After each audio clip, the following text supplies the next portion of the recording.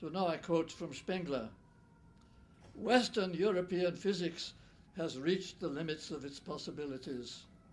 This is the origin of the sudden and annihilating doubt that has arisen about things that even yesterday were the unchallenged foundation of physical theory, about the meaning of the energy principle, the concepts of mass, space, absolute time, and causal natural laws generally.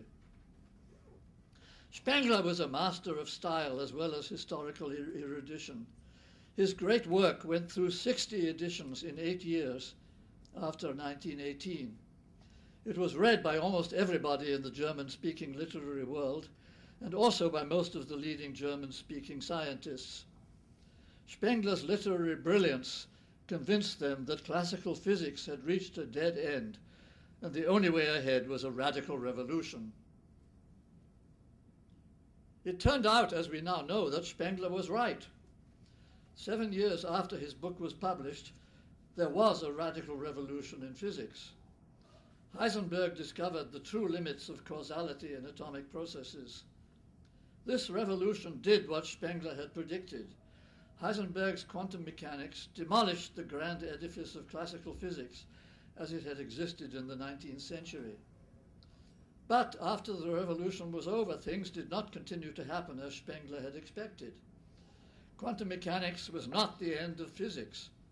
Instead of the inexorable decline that Spengler had imagined, the revolution led to a new golden age.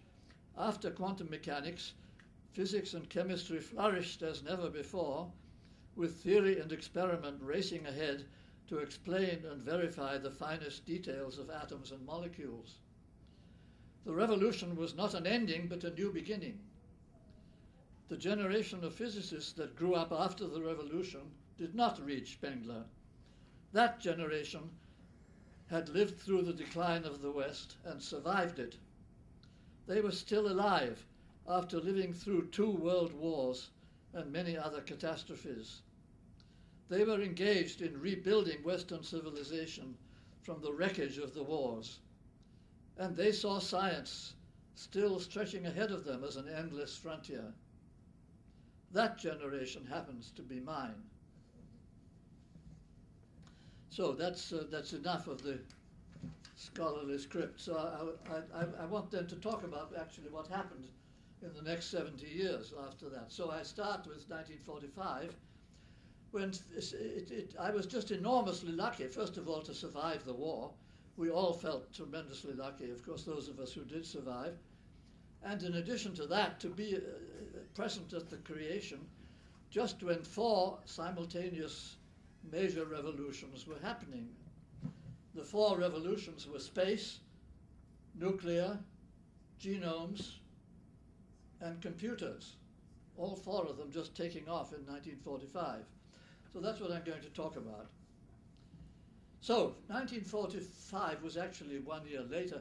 It really happened in 1944. In London, we noticed that things were falling down out of the sky around our heads, and things called V2s, which were the first spacecraft, in fact, designed by our friend Werner von Braun in Peenemünde. And so they began falling in London, and these were the most benign forms of bombardment you can imagine. It was a delight because every time you heard one of them go bang, and then there would be a whine when you'd hear the supersonic trajectory of the rocket coming down after the bang. So you know that it missed you and you didn't have to worry. Whereas conventional bombs, of course, are much less pleasant because you hear them before they fall. So anyhow, so we were enjoying this bombardment, and in fact calculating that this was a marvelous way of unilaterally disarming Germany, that every one of those rockets we could calculate would cost the Germans just about as much as a high-performance fighter aircraft, which the Germans desperately needed, and not to mention bomber aircraft, which they didn't bother with much. But instead, they were wasting their money on these stupid rockets. And so we were very happy with that, too.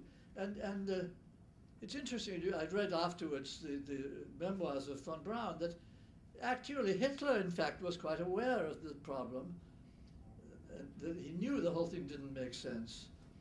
And von Braun talked with Hitler, I think in '43, when the first A4, they call it, the Germans called it A4, when the first A4s were tested in over the Baltic. Hitler came and talked with von Braun about the program, and von Braun told him very proudly how wonderful it was they had these rockets, and Hitler said, but these are only artillery, what else can they do? All they do is shoot like big artillery guns, and you don't have enough, they're not going to do any good. So Hitler said, how many do you have? And von Braun said, oh, but with luck we'll have about 10,000 by next year. And Hitler said, that's no good. If it's artillery, you need 1 million. So can you give me 1 million? And von Braun said, oh, yes, mein Führer, yes, yes. And the conversation came to an end. So Hitler had the sort of the impression there were going to be 1 million of these things, but he never checked. And of course, in fact, von Braun never, in fact, built more than he originally intended, which was about 10,000. There was no way they could have built 1 million. They're just too damned expensive. So, I mean, Hitler was he was not stupid, but he was just negligent, and so we were very lucky. Anyhow, so then a year later, Arthur Clarke in England invented communication satellites, which was the first practical use of space, which really started things going in a practical way. And Arthur Clarke, of course, also wrote a lot of very fine science fiction, and he was one of the driving forces of the space revolution.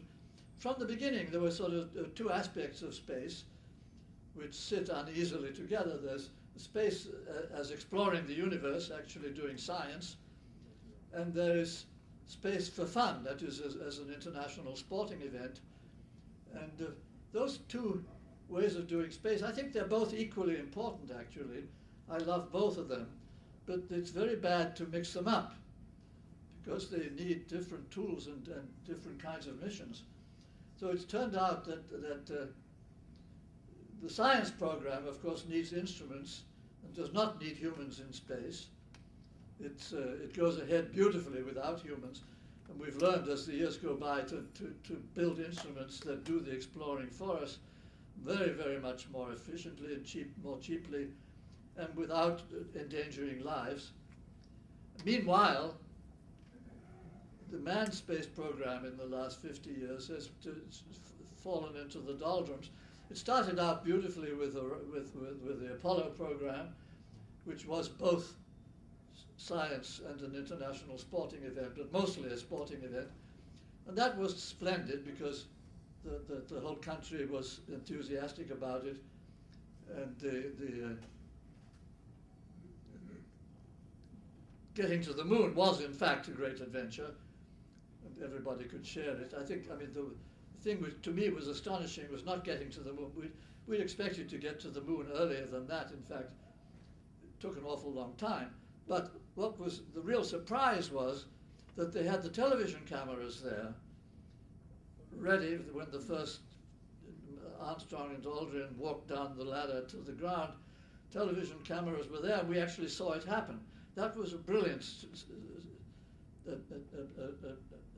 part of the mission, which of course made it a public event, and certainly something we had not expected. Anyhow, I should watch the time. I have about 40 minutes, and I wanted to talk about 4 revolutions. So while the Apollo was going on, we had our competing program, which was Orion, which Krumk has actually mentioned in his introduction. Orion was this splendid scheme for flying a spacecraft with nuclear bombs to drive it along. And this was another, just like the V2, it was a marvelous form of unilateral disarmament. But in this case, it was intentional. That the whole point of Orion was actually to get rid of nuclear weapons in a benign way without killing people. It was the only way of doing that I've ever come across. That actually did get rid of them in huge numbers. Every mission of Orion going to Mars or to one of the satellites of Saturn